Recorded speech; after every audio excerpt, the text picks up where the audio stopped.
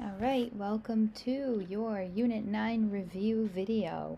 We are going to cover the terms and topics that you need to know for your upcoming unit test on the Great Depression and the 1920s.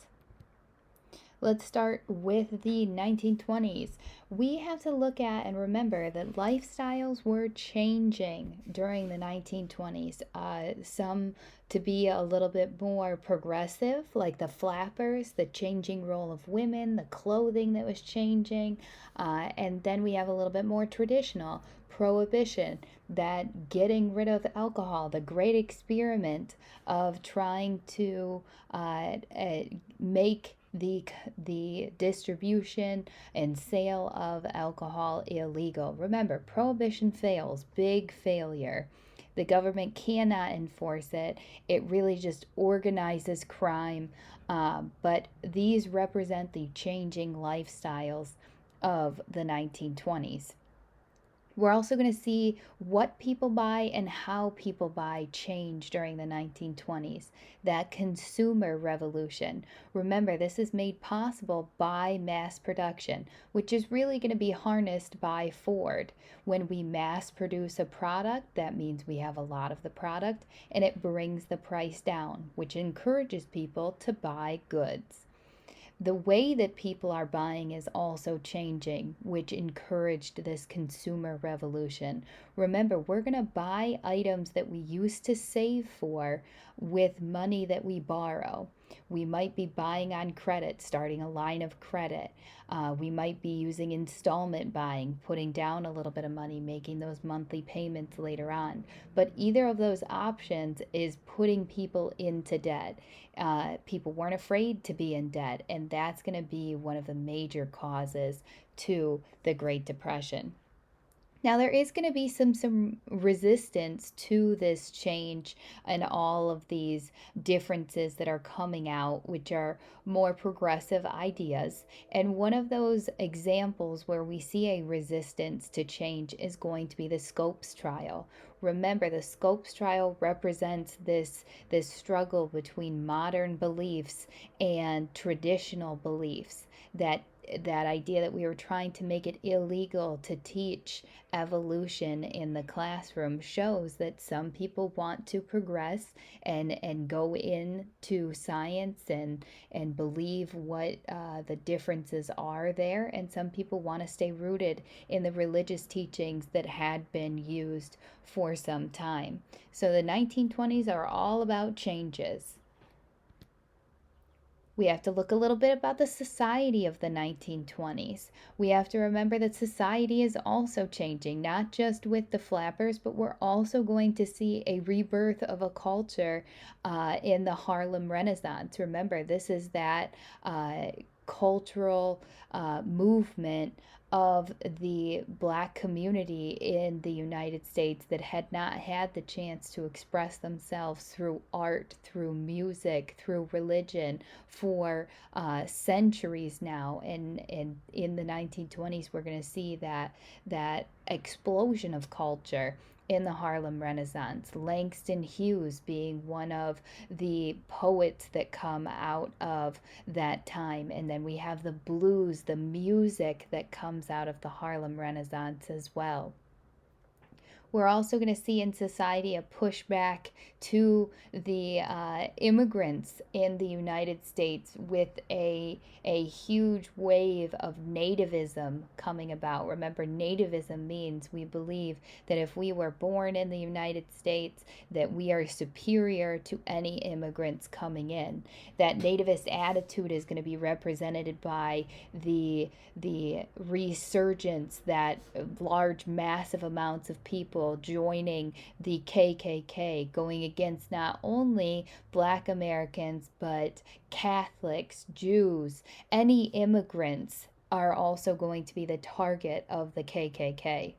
The Palmer raids, another example of this fear of immigrants, this hatred of immigrants. The Palmer raids, we said we were looking for communists raiding the homes of immigrants from southern and eastern Asia and southern and eastern Europe, and saying that we were looking for communists when really we were targeting immigrants. The trial of Sacco and Vanzetti also shows us this nativist attitude, executing two immigrants on very little evidence, but needing to take a stand saying that if immigrants are violent, then they will be persecuted to the fullest extent, making an example out of that case to make the people feel more comfortable that the government stands behind them against immigrants.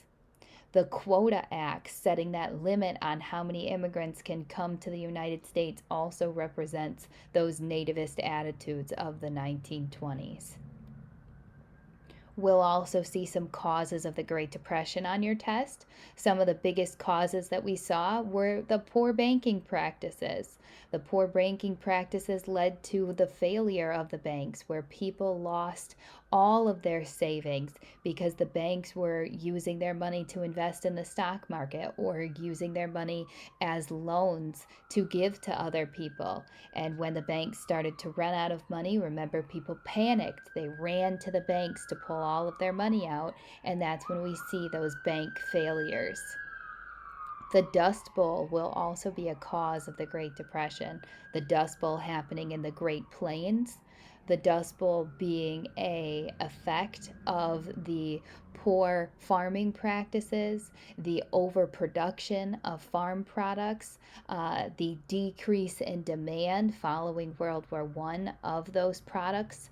The Dust Bowl being something that causes the Great Depression as well.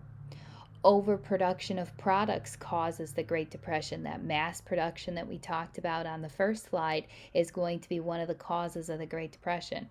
Remember, once people have those products, they don't need 10 more. They only needed one. But the initial buying of those products makes the companies feel as if they need to produce more of their product because people were buying at such a large rate in the beginning. Overproduction, underconsumption, a cause of the Great Depression. And of course, the biggest cause that tips us into the Great Depression is going to be the stock market crash, and the idea of buying on margin, where we, just like buying on credit or installment buying, we're gonna have a little bit of money to invest in the stock market, but we'll borrow the rest. Really inflates the stock market, making it look like there was money invested into it, but in reality, it will be debt. It will be loaned out money that's building up the stock market, and that will eventually lead to the stock market crashing on that Black Friday, which led to the Black Tuesday in October of 1929. There's a few New Deal programs that we need to remember for your test. The first one is the Security and Exchange Commission. The Security and Exchange Commission is meant to deal with the unregulated stock market to make sure that those practices are now sound. The Agricultural Adjustment Act. Remember, we're paying farmers to farm less in order to drive up those prices that had been going down for farmers to try to help them. The Agricultural Adjustment Act is there. The National Labor Relation Act, or the Wagner Act, which establishes some protections for unions for their collective bargaining practices, is going to be a part of the New Deal, a successful part of the New Deal. It used to be that you could be fired for being a part of a union, but the National Labor Relations Act, or the Wagner Act, makes sure that that is not the case. The Federal Deposit Insurance Corporation, the FDIC. The FDIC is going to be put in place to handle those poor banking practices. We are making sure that any money that gets invested into the bank or saved in the bank is protected by the government and someplace that the people would trust, because we have to build that trust back up of the banks. Last pieces that we have to go over is FDR and the Great Depression. Remember, Hoover's biggest downfall not only will be his hands-off approach to the Great Depression, which actually worsened the conditions of the Depression, but it will be his handling of the Bonus Army. The Bonus Army, those veterans from World War I coming to the Capitol to ask for their bonus that they were promised, and Hoover using those extreme removal practices to get them off of the White House lawn. The Bonus Army treatment will be put in the newspapers, and once in the newspapers, Hoover's approval will go down, and in the next election in 1932, FDR gets voted in. And immediately, FDR changes the role of the presidency by expanding the powers, really using that executive authority to get involved and solve the Great Depression with his New Deal. This is going to result in a permanent change in the role of the federal government. No longer can the federal government ignore the social issues of the people. Instead, they have to get involved. Instead, they have to regulate in the economy. They need to take care of the social issues within the United States. And forever from that point, whether Democratic or Republican, we'll see the federal government change in regards to the people because of FDR. FDR's first 100 days becomes a measuring stick for the presidency because of how many pieces of legislation were able to be passed and put into place in that short amount of time at the beginning of his presidency. It really set the tone for how he was not only going to handle the Great Depression, but handle being president, as opposed to Hoover, who was very hands off. FDR will be very hands on. And of course, throughout the Great Depression and the New Deal with FDR, we see the role of the Supreme Court. The Supreme Court acting as a check and a balance to FDR and his New Deal policies, even declaring some unconstitutional, taking on that role to make sure that FDR doesn't take a step too far, that the New Deal doesn't go against the Constitution, really using that power of judicial review to check and balance out the presidency.